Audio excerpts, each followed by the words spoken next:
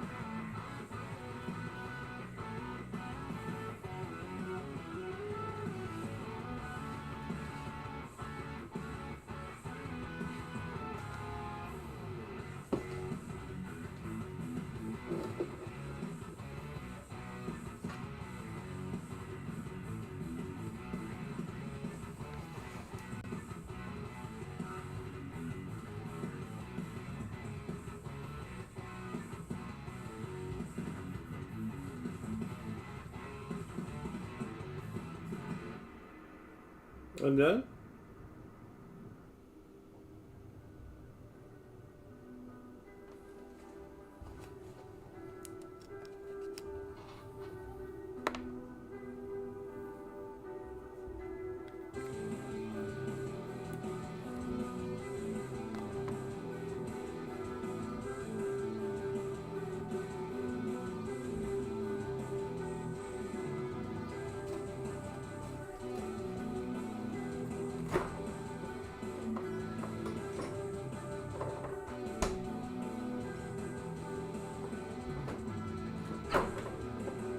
No, we're not putting ice in there. I was thinking about it though.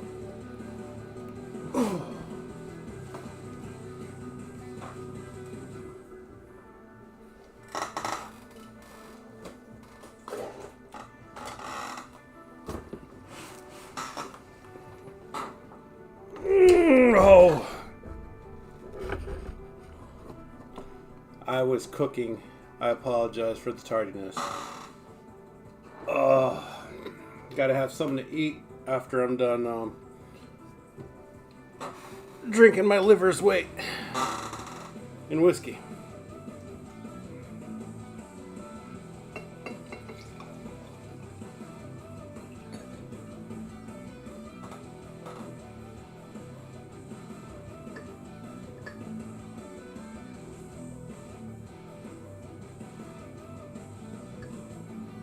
See, I wouldn't put my whiskey in the freezer or any other liquor because it crystallizes. Boobs? Well, let's not talk about my boobs. I'm super self-conscious about them. I know I'm not doing anything about them. As a matter of fact, I'm probably developing them further. But shush. Ugh. Look at that. We got through this much of the book. We just had that much left. Oh, I hope that all is well over there in gainfully employed land. I hope everybody's having a wonderful night. I got my birthday card from my dad today. And he sent me a stack of pictures of my sea turtle, aka my mom, my birth giver. And I'm just like, I hate that woman. I mean, she made whatever decisions when she was young. I get that. But, you know, as somebody mentioned to me today, well, it was my dad in the card, and none of us are getting any younger, so on and so forth. And that is true. None of us are getting any younger.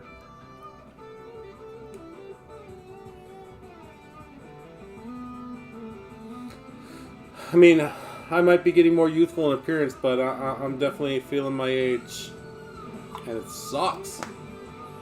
Maybe it would help if I stayed hydrated and exercised and drank plenty of water and... well, that's under hydration, but I'm about to hydrate right now. Majority of whiskey is water. And I'm having a beautiful palate cleanser known as the thing. Water. Water never touches stuff. Fish fucking it. No, we're not drinking water. We're drinking whiskey. Ooh. Oh, that smells like regret.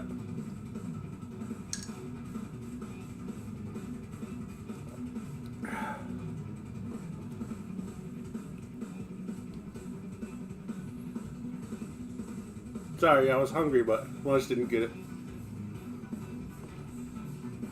Well, I don't see where a SIM card would fix shit.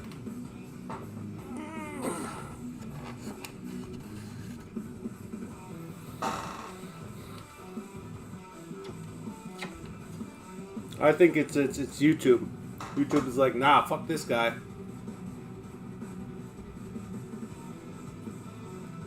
Oh man, I missed my mouth. Look, drip, drip, drip, drip. Little drop. You see that little drop?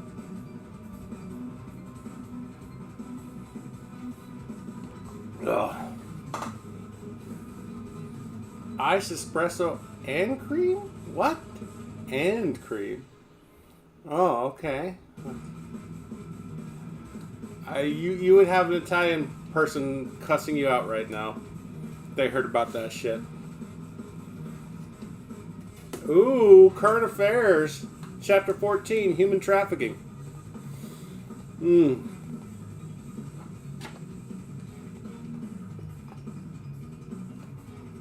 Well, you know, with my phone about a couple feet away from, like 2.5, 3 feet away from me versus my monitor, which is about 6 feet away from me to monitor chat.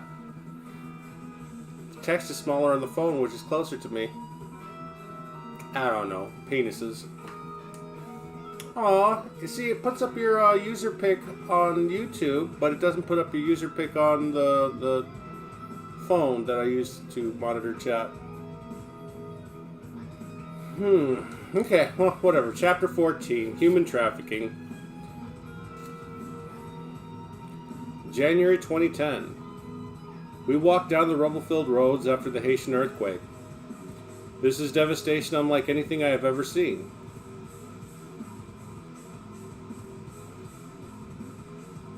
God dang it. Over 200,000 people are dead. 300,000 are injured. Entire city blocks are leveled. Sewage is running on the streets.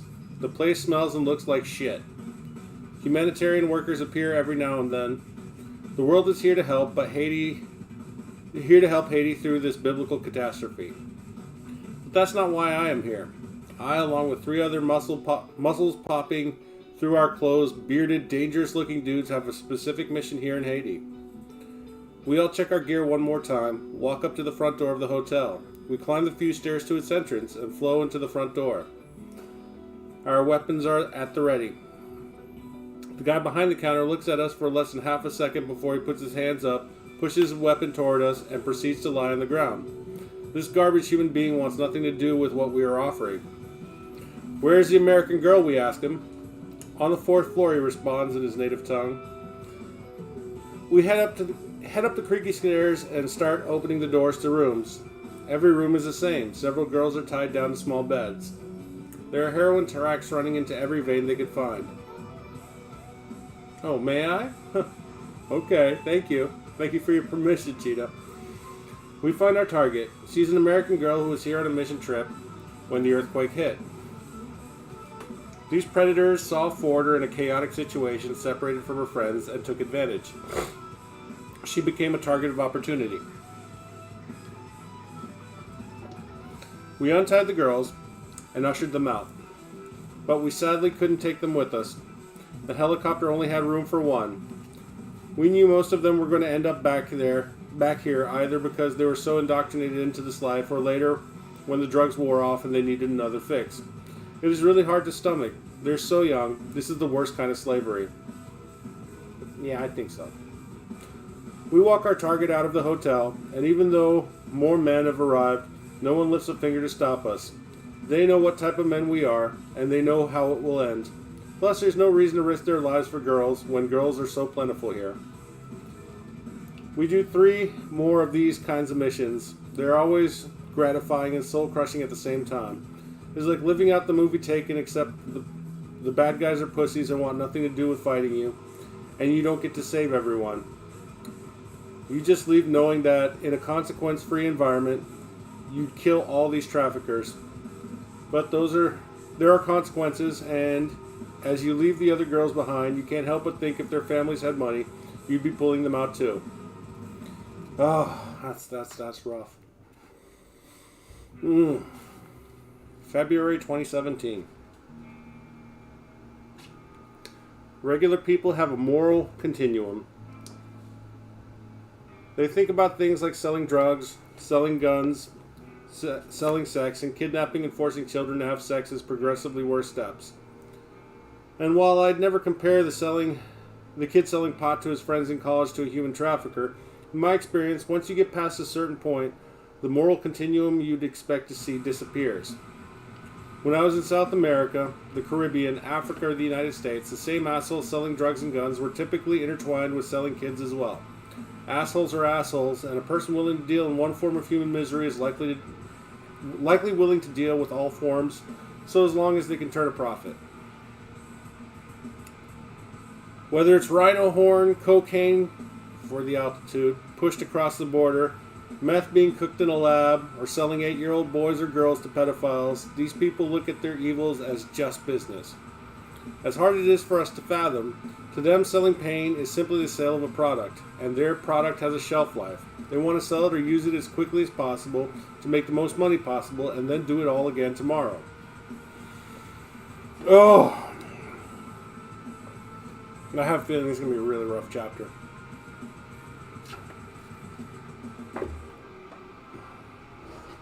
So on that note, let's have another sip of ship.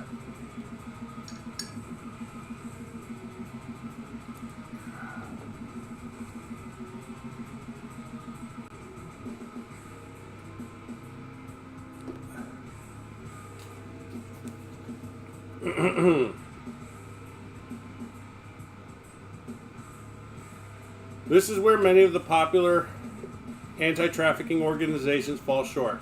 These organizations, though well-meaning, are feel-good stories that have little impact on the actual problem.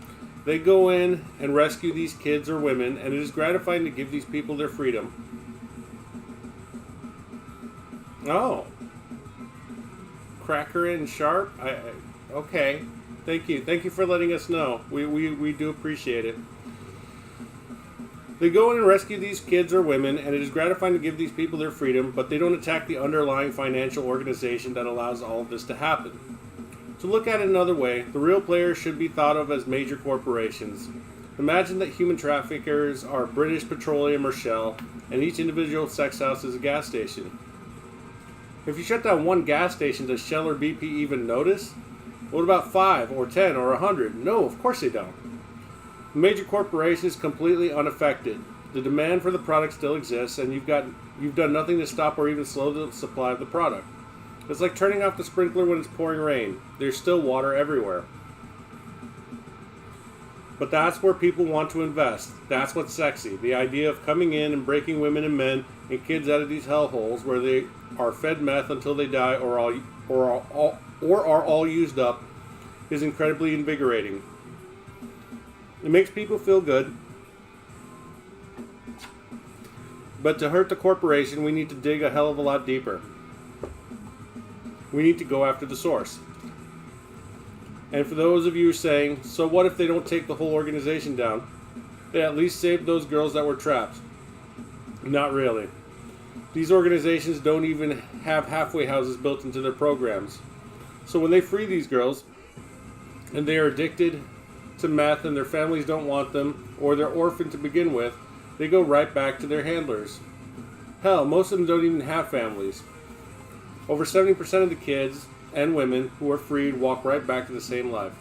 It's the saddest thing in the world. There is no escape for them unless we provide it. Not the Band-Aid, not the day of freedom. These victims need a structured path to success. I feel the same way about our prison system. Recidivism should be low, because there's really no incentive to go back to jail. There isn't. I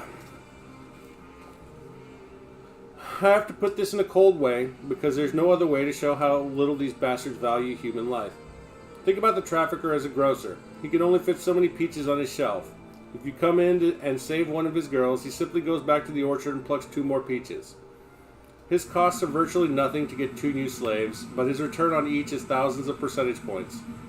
There almost isn't a more lucrative business, and the supply of the product is limitless. Poor and abandoned kids are always available. People, stop abandoning your kids! I know I say leave them, but I'm just kidding about that. So even though emotionally I want to kick indoors and save girls, logically I know it is a waste of time and resources. I have to put my efforts elsewhere. I want the big guys. I want to solve this problem.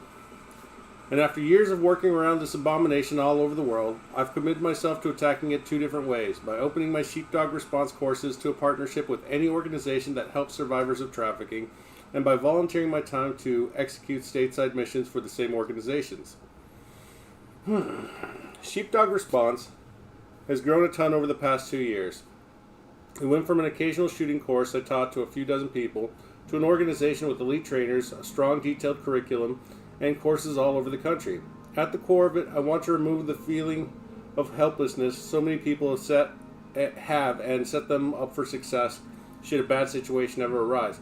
And this guy does not like using commas. It fucks me up. It does help the pacing. It really does. My instructors are amazing and share my ethos. Matt Smith is a 25-year-old Special Forces veteran who has worked for all the elite missions in the United States and spent the last 10 years of his career teaching them. Chris Perkins is the winningest coach in Army combatives history, a collegiate wrestler, and a black belt in jiu-jitsu who lives by the saying, yeah, boxers get to punch people in the face, and that's cool, but wrestlers get to smash them with the earth. Travis Lloyd is a 2-time sergeant in Special Forces, a retired master sergeant with 10 years as an infantryman, and a ranger instructor before joining SF. Blake Hayes is a Golden Gloves boxer, a black belt in jiu-jitsu, and a longtime self-defense instructor. Ayako Khalili is an infantryman, a master combatives instructor, and a jiu-jitsu black belt who was one of Ranger Up's earliest sponsored fighters. Justin Jones is a recon Marine. Justin Lake, the guy who drove down with me so many years ago when I left Fort Bragg, has the same military experience that I have. Casey Bywater is an elite grappler who excels at getting the attention of men and making them believers in combatives by smoking the dog shit out of them on the mat and making women comfortable in an aggressive environment they may be unaccustomed to being in. I also bring Shane Steiner into the fold. His passion for working out has turned into a passion for jiu-jitsu and shooting. And I've decided that in addition to being my trusted friend, he is now my lethal protege.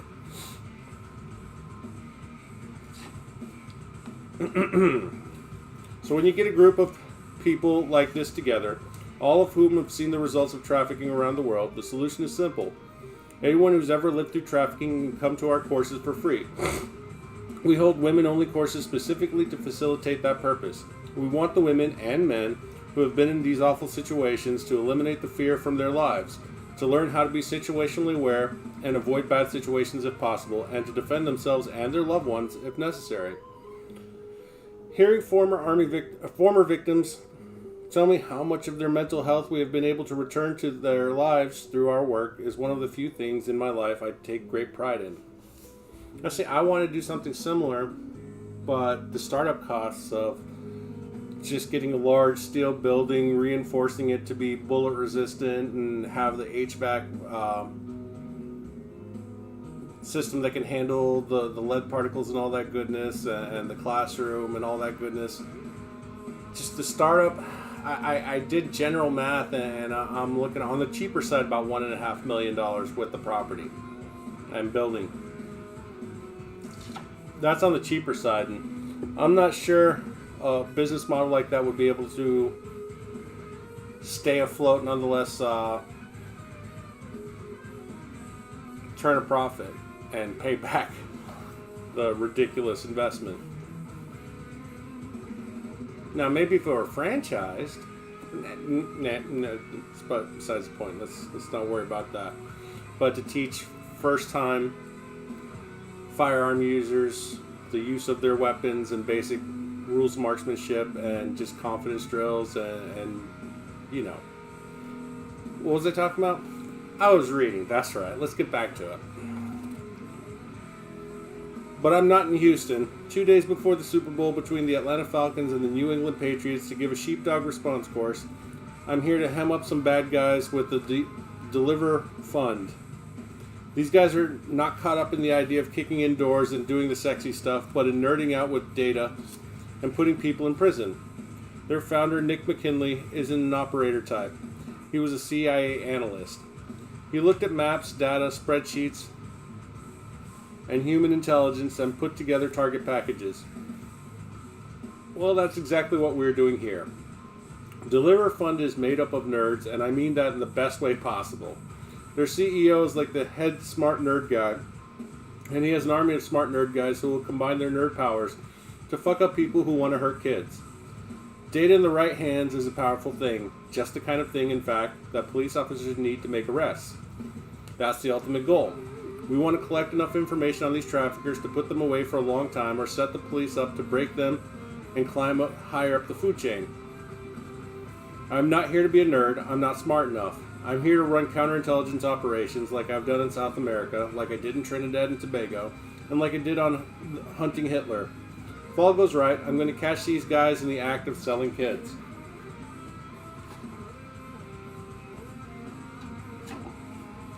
Jeez! If we do this right, we can hurt the big boys. We don't care about the local pimps.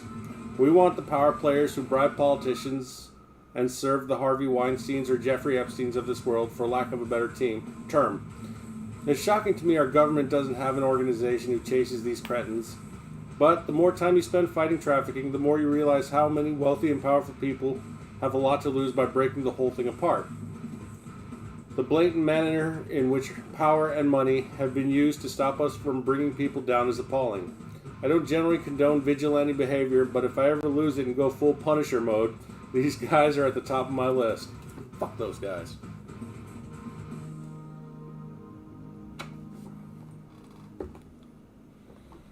Oh, this is some heavy shit right now. Penis.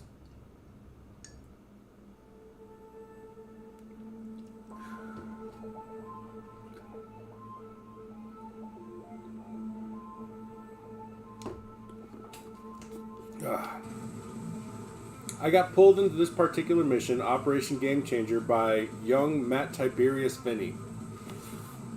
Matt, who originally came to Jackson's for a camp at the same time as I was training for Bisping, hit it off with Greg Jackson, and we all started shooting together. Through that relationship, Matt learned that Greg is on the board of the Deliver Fund. Greg introduced Matt to Nick McKinley, and the next thing you know, Matt is doing undercover work on a continuous basis under the guidance of Special Operations legend and former Delta operator George Hand IV, affectionately known as Geo. As Matt got more and more involved with the Deliver Fund, it started to dominate more of our conversations. I wanted to get involved and let him know to hit me up if they ever needed me. That call came, and here we are now. The structure is analyst heavy. Geo runs the talk and all communications. At the talk, he has 10 analyst nerd types processing all the data and building target packages, both for us and to hand off to the authorities when the operation is complete. There are 2 teams. Team 1 is Matt and me. Team 2 is run by a guy named Jim Perdue. Heads up, I'm purposely omitting details about what we do because I do not want to give traffickers the playbook. I can tell you that the search starts online. We start with backpage and escort sites. The first thing we try to identify are markers and verbiage that are tips to potential Johns that this is not consensual but traffic sex. I'm a maximum freedom kind of guy. If you're a woman or man and you want to peddle your wares, then by all means do so. I don't think anyone should be messing with you. But willful prostitution and trafficking are 2 very different things. It's the difference between freedom and slavery or consent and force. No one should have to live in sexual slavery. Once we narrow it down to potential traffickers, we use a combination of reconnaissance, messaging, and phone calls to try to determine the nuance of the situation. People tend to think of this stuff as black and white, but there's so many different scenarios. On one end, we have obvious trafficking. Someone stole kids from their parents and is selling them for sex against their will. On the other end, we have consensual prostitution. Well, what if there's a pimp that has the girls strung out, but they can leave any time? Are they trafficked? To some extent, yes, but it's gray. What about 5 prostitutes hire a pimp for 10% of the take for their own protection? Are they trafficked? Pretty clearly not, right? Determining all of this from afar is part act and part science. Part art and part science. We don't always get it right. When we do get it right, the situation almost always looks the same. Trafficking operations run out of hotels or motels. On the ground floor, there is a madame or bottom bitch. The bottom bitch is pure evil. She's usually 25 to 30 years old, and she is fucking the pimp. She used to be one of the girls, but for whatever reason, she showed loyalty or skill, and she elevated herself out of that part of the business. The bottom bitch basically runs 4 to 6 girls. She recruits them when they aren't just stolen, gets them hooked on meth or heroin, keeps them high, gets them to rest when they're off duty, interacts with the Johns when they arrive, and basically runs a day-to-day operation. The reason I say she is pure evil is because she worked the job, knows how terrible it is, knows what it did to her, and is still willing to do the same to other girls. The girls are usually 14 to 21, and the bottom bitch keeps them in a room together and releases them one at a time to rooms they have upstairs when the Johns arrive.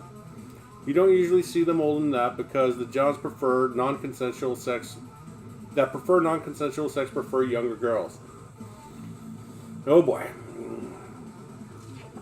Once they don't look young anymore, they're either sold into slavery elsewhere, killed, or thrown onto the street. Now with a heroin habit and no way to get a fix, or if they're smart enough and evil enough, they become the new bottom bitch.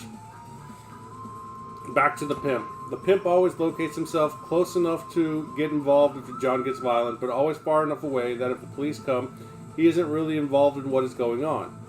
The pimp may only have 1 bottom bitch, or he may have up to 5. The structure of the relationship of the pimp to the bottom bitch and the bottom bitch to the girls, though, is always the same. Above the pimps are the higher end traffickers.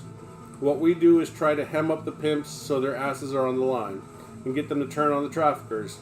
To do this effectively, we need to inject ourselves into the system they have built. To start that, you have to understand the schedule. 11 a.m. Wake up from the previous night of partying. 12 p.m. Pop up as available on all sites. 2 p.m. to 5 p.m. Service Mr. Lonely. 5 p.m. to 8 p.m. Sleep. 8 p.m. to 9 p.m. Prep to be an escort at parties. 9 p.m. to 1 a.m. Escort at parties. 1 a.m. to 2 a.m. Troll bars and clubs. 2:30 a.m. to 4 a.m. Have sex with guys snagged at bars and clubs. 4 a.m. to 11 a.m. Sleep. From this Houston operation, our work starts at around noon. We look for girls that fit the profile we outline and look super young. Once we find them, we run facial recognition software and find them on social media. We quickly find one who is underage. We are off and running. It is now time to set up the jilt. We start texting her. When you do this, you can't just text like a normal person because they will know you're not one of the losers that come to them. You definitely cannot text like a Gen Xer, like me, with proper pronunciation, punctuation, and coherent thoughts. You have to text like an idiot with misspelled words and monosyllabic vocabulary. Believe it or not, our best texter is a white female PhD from MIT. I don't know where she picked up her ability, but she is almost undefeated in getting us dates. Honest to God, watching her work is like watching June Cleaver seen in an airplane when she speaks jive.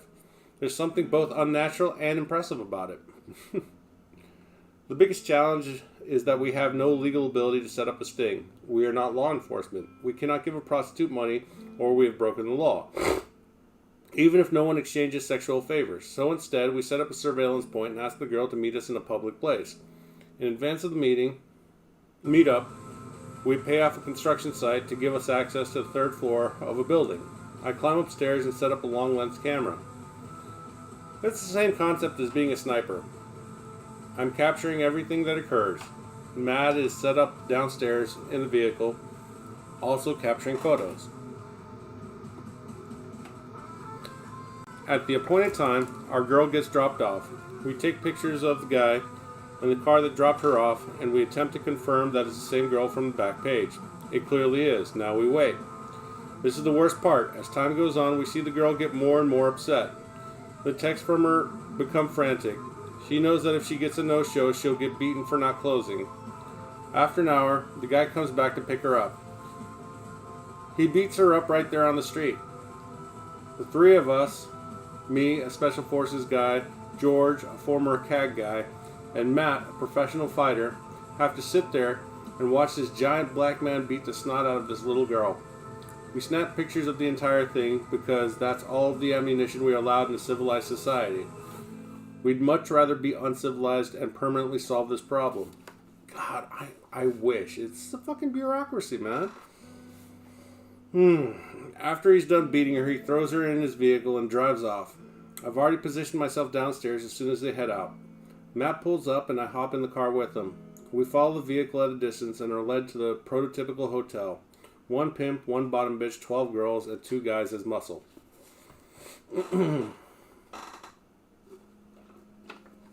We follow them every night and capture as much as we can. We identify which clubs they work, the ones that get kickbacks for this filth. We know which bars they do cleanup duty on. We photograph the muscle collecting the money. We video the pimp coming outside every night at 11:30 p.m. with 12 ATM cards from the girls. He takes a max daily withdrawal out of each one and does the same again at 12:01 a.m. They'll never get away out of this on his watch. It's hard to imagine what it must be like for them. They live smack dab in the land of opportunity, the place people risk their lives to get to in the hope of attaining the American dream, and they are slaves. They have no hope. Their suffering builds the wealth of evil men. It's hard to be a man of action and not act. Matt and Gio have a good rapport, full of dark humor that lightens the mood. Again, they've done this a while, so this pain isn't new for them. As a Bostonian, Matt loves the Patriots. Everyone else on this op hates them. The radio is constantly bustling with Gio and others talking shit about the Pats, and Matt firing back with his thick accent. It's good, it's distracting, and I need that, because I know the right thing to do isn't the legal thing to do. If we were all truly moral men with no self-interest, we would walk in there and save these girls and leave a stack of bodies in our wake. But we don't want to go to prison. We want to go back to our families. We want to have our lives, our freedom. I tell myself we need to hold back for the larger mission. We need to get the big fish. I try to cling to that. As the girls leave to party every night, the bottom bitch drops a variety of drugs into their handbags. The whole thing is like clockwork. It is as efficient as any business you'll ever see. These assholes probably have their own Six Sigma class. When you think of it like that, it is horrifying. Once people are reduce another human being to chattel, to a product, to being less than, any amount of cruelty is possible. I've seen it in Iraq and Afghanistan. I've seen it dealing with the FARC in South America. I've seen it on Hunting Hitler. I see it here. Terrible as it is, however, it allows us to build a huge portfolio of target packages.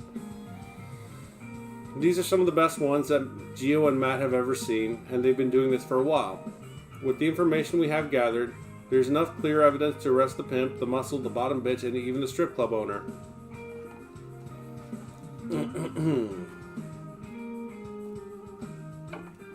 By the time we hit Super Bowl Sunday, we had put together 75 target packages. We did all of this with the support and knowledge of the local police, the state police, and the FBI. It is going to be a glorious takedown. This is going to be all worth it.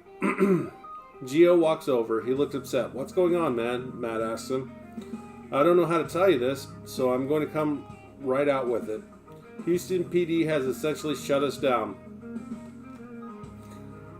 Matt and I cannot believe it. A high-ranking member of local law enforcement has just prohibited any federal agents from working in Houston during the Super Bowl, stating, "We don't have a trafficking problem here in Houston." "The hell you don't? I've been here for less than a week and it's pretty damn obvious you have a huge problem." I've done all this. The team has done all of this work. We've watched girls getting beaten. We've watched girls getting dragged off to be raped.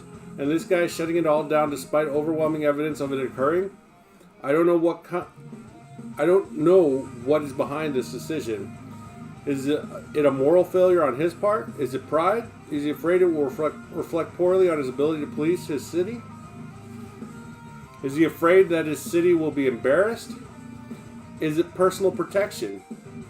Is he in on it? Is he getting kickbacks? Is he looking out for someone who got him in office? We already know he gets massive financial support from one of the strip clubs we are targeting. Is that the reason? I can't just draw that conclusion, but it's my top pick. This is knuckin' futz.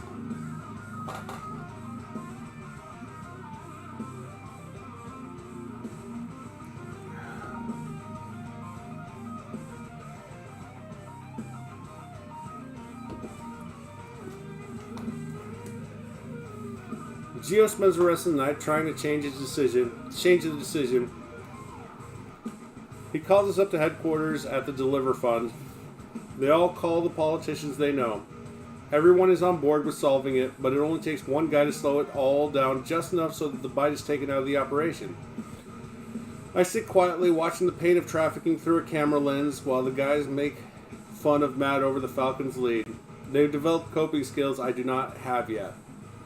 I can deal with war, but this is more frustrating. By the time the Patriots have staged their comebacks to win the game, and Matt has come over the radio in his most professional voice possible and said, I'd like to ask all the Patriot haters in the talk to kindly suck a dick." And Gio has replied, "Roger, will convey. The police have only moved on 2 of the now 80 targets we built."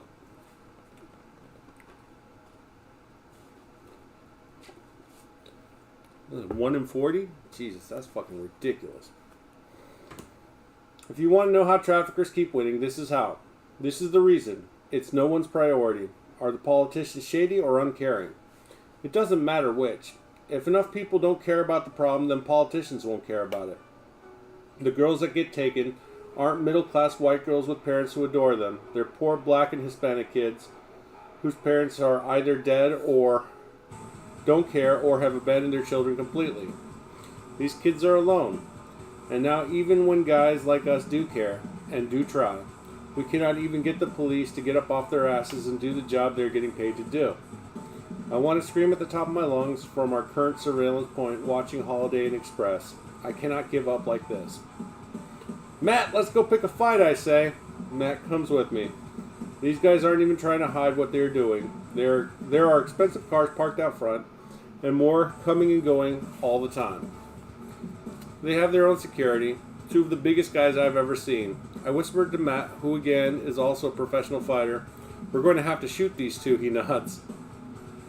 As we walk into the hotel, the bottom bitch's eyes go wide. She smells something off about us and follows us. We know they have the entire 4th floor rented, but we get off on 2 to take her off the scent. She walks up the stairs with us smirking, staying right behind us. My temper is at its end. Hey, do you know where the concierge is, she asks. Before I can say anything, Matt jumps in with a very aggressive, yeah, you're on the wrong fucking floor. With that, she walks away, now worried about her own safety, and I tell Matt to stay nearby. I'm going to the pimp's room. I see her pick up the phone and call something as I get in the elevator. The unoriginal fucks are in room 420.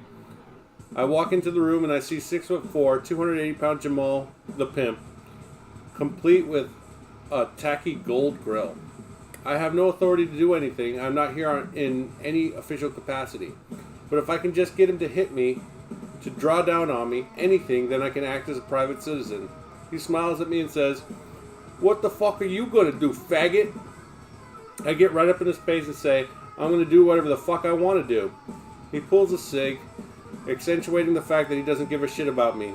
"You ain't gonna do shit, cracker. Now take your tiny white dick and get the fuck out of my establishment."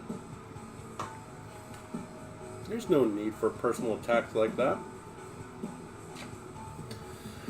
Our surveillance wasn't as covert as we had believed. They made us a day ago and have been waiting for this moment. He knows the rules we have to play under. He knows exactly who I am. He isn't going to touch me. We have lost. The only way for me to solve this leaves me as the only guy who goes to prison, in a haze. I walk out of the room and get into the elevator. Matt is nearby and joins me. I walk past the bottom bitch, who has a smug smile on her face. I just stomached a week of watching women be abused, a week of going against my nature in order to win in a court of law, a week of building optimism that we were doing good work, and we were going to put these motherfuckers away for a long, long time. And then, poof, that dream died. I am thirsty for a justice that will not come. I feel absolutely and completely empty. The energy inside me has evaporated into nothingness, and I want to curl up and die. And that, ladies and gentlemen, is how I feel today. But enough about me. Let's keep reading. In a catatonic state, I debrief the Deliver Fund, say my goodbyes to Gio and Matt, and walk to my car. As soon as I slide behind the wheel, I start sobbing uncontrollably and simply cannot stop, no matter how hard I try to control myself. 2 hours later, my chest hurts from crying, and salt is stinging my cheeks and lies crusted against my chin. I spend the last hour of my drive in silence, collecting myself so that my daughters, my son, and my wife will not feel or see any of what Dad had just gone through. As I pull into my driveway, I make a decision. The imperfect ending will not stop me from doing more. This is a marathon, not a sprint. I have a terrific cardio. One day, much sooner than later, I'm going to get these guys. I've been hurt many times, but never stopped. This is just another scar. It will heal, and I'll be stronger for it. I'll stop outside my front door and take 3 deep breaths. In through the nose, letting my chest and stomach fill with air, and out through the mouth, compressing my stomach against my spine. Okay, here we go. I lock a smile on my face and open the door to greet my wife and excited 3-year-old son, Rolo.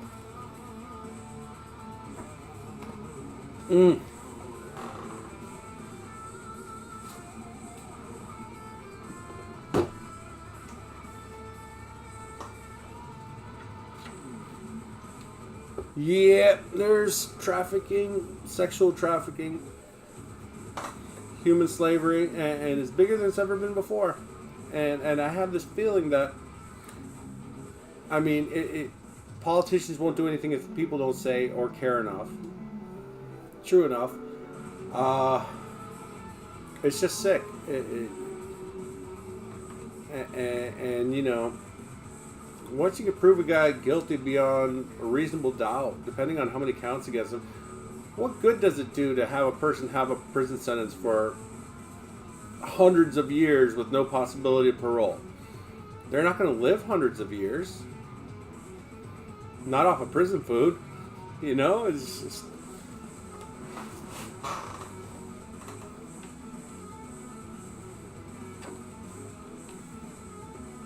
I don't know.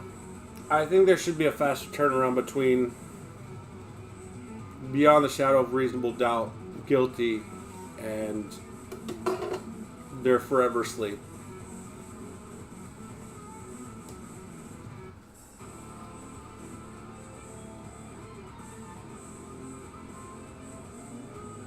I'm not sure if we're going to finish the book tonight, but we're getting close. I'm going to have to find another book to read. I said I was going to read Slash's autobiography. I got to find that. I think I'm going to take a quick break, though, because that was a bit heavy. Maybe I'll just leave it up. We'll put my Be Right Back screen up. Bang. Finger guns! See you guys in a little bit. Taking a quick breather.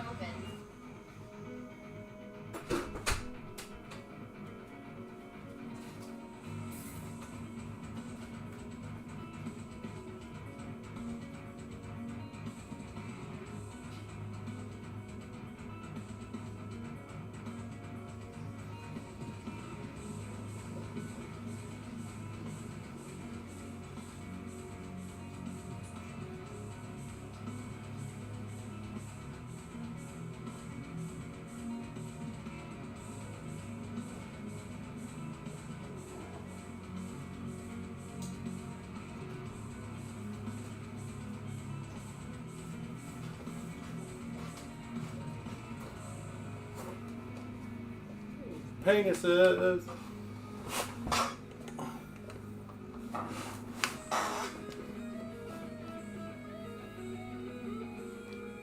Ugh.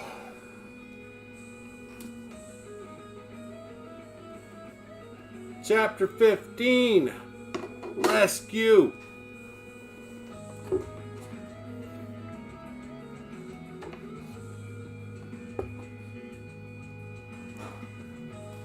Oh, really?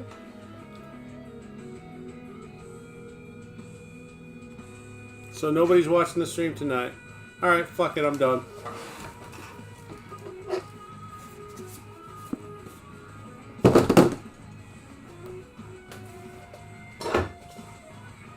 You don't do it for viewers, I don't know what the fuck I do it for then.